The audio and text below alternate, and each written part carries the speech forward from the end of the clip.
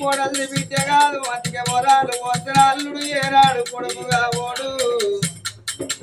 ఒక్క గంకిన కుక్క ఏనాడు పులి కాదు నాదా